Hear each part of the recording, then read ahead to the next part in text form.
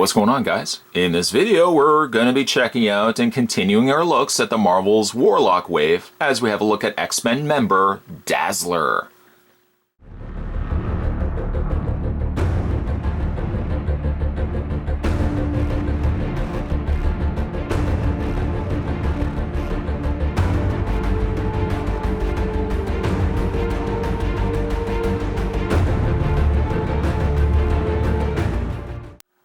Alison Blair, the sensational Dazzler, first appeared back in Uncanny X-Men number 130 back in February 1980. Grabbing our tape measure, Dazzler stands at 6.5 inches tall. Despite the fact she has really outlandish hair, that hair takes to about 6.5 inches. She does come with the other hand for the Warlock that we've been building. We'll just reach off and grab what we've done so far. Go ahead and grab the socket. We're actually just going to bring the hinge around. There we go. And we're going to plug that into the other socket area of the torso. We can also go ahead and add, once again, the little hose. Plugs into his back. You have to kind of really see in there. Only about half of it seems to actually be the area where the hose plugs into place. And that's what we've got so far. Still missing a head. And then there's also an interchangeable hand that we will look at with another figure. But overall, we're almost done. Just shy of course, getting the head in place. Let's move that to the side. Dazzler comes with 2 accessories, and only 2. She comes with a microphone, a wireless mic, painted here in kind of a gunmetal gray. Well, actually, it looks like the plastic is gunmetal gray, and it's been painted in like a dark wash over top of that. She does also come with this, which we've seen frequently. Although I have to admit, it actually looks good having the multiple colors incorporated into there. So there's some purples, some greens, some pinks, some yellows. She only comes with really one of these, and I almost feel like the accessory that came with Polaris might actually fit better for Dazzler, because I would imagine more like, you know, like actual more stars and little like explosions than glitter and stuff like that. This one works okay, but I feel like this one might have done better if they had kept this sort of color scheme and used this design instead. Just my own honest opinion. All right, so let's have a look at Dazzler here. Chalk it up. We now have a Marvel Legends figure that is wearing roller skates. The roller skates don't seem to impede her standing, although you have to get the footing just right. And because the ankle area is tucked inside of her bell bottoms, it's a little harder to kind of get access to her feet. But you can still get her to properly stand. Doesn't seem to be too much of an issue. It's an interesting enough figure based on not only her design.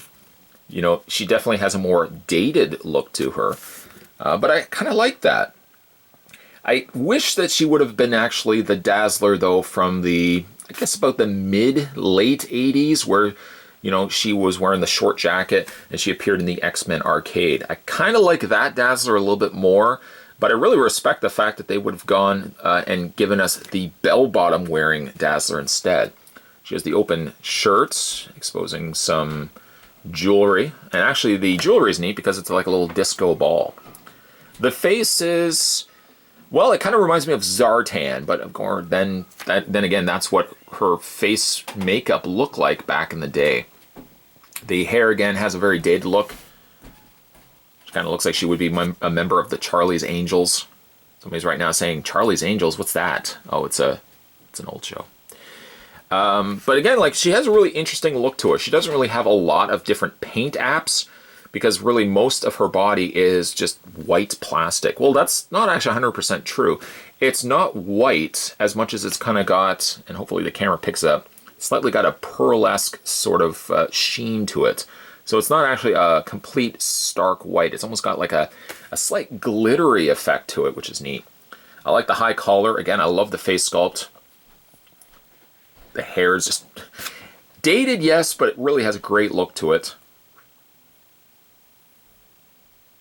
The face sculpt, I think, Kind of reminds me of, was it Angel from Spawn, the Spawn series? So, I mean, a customizer could probably go in there and make an Angel based on that. Like the silver also in her wrist bracelets. Again, there's really not a lot of design going for her, but she's interesting, though, in the sense that I would not have, in a million years, ever thought that we were going to get a Dazzler looking like this. I figured eventually we would get a Dazzler, but I figured we would get a Dazzler more so to the one I was describing from the X-Men arcade, and the one that kind of debuted like early to mid 80s or so, that sort of design. But it's an interesting look, I have to admit, for Dazzler. Looks like she is also making use of the same mold as Polaris. Of course, different sculpting for the top torso area, and much different sculpt for the lower bell bottoms. Again, the roller skates look really good. They could have probably used a little bit more color, but I'm not going to really nitpick that all that much. Let's run through her posability. Her head is on a rotation, hinge up and down via that universal joint. Arms hinge out, as well as a forward all the way around. Hinge at the elbow, rotation in the forearm, rotation in the hand. She's also got that hinge going there back and forth. Also an upper torso ball joint. Nothing here in the waist. Forward and back on the legs, a split as well. She has a swivel at the top portion of her thigh, a double hinge on the knee. So, I guess if you could get a nice display stand going, you could kind of have her in a more exaggerated sort of pose. And then she also has a hinge in the foot, and I can't really seem to get much in the way of an ankle pivot, but I'm certain it's there. Yeah, this one has it. This one just is a little bit stiffer. Dazzler.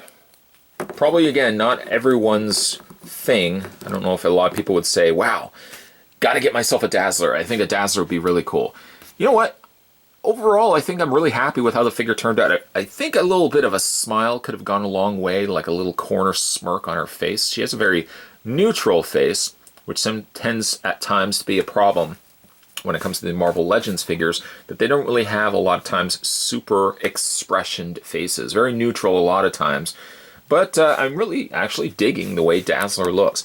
May not necessarily be my favorite figure, may not possibly even be my top 3 favorite figures from this wave, but I think she does have potential. And maybe we might actually get ourselves the other Dazzler, which I think would fit a little bit better for a collection, in my honest opinion, versus bell bottoms wearing Dazzler. Today we were checking out and continuing our looks at the Warlock wave from the Marvel Legends line.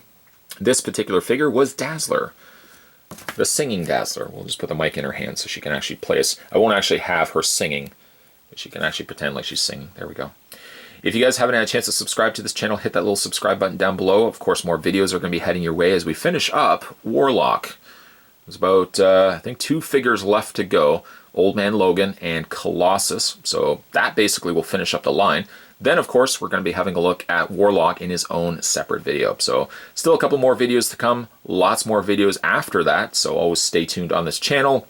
Making sure, of course, you're hitting that little notification on the main page so you will always get notifications when new videos are coming up. As always, guys, thanks for watching. See you next time.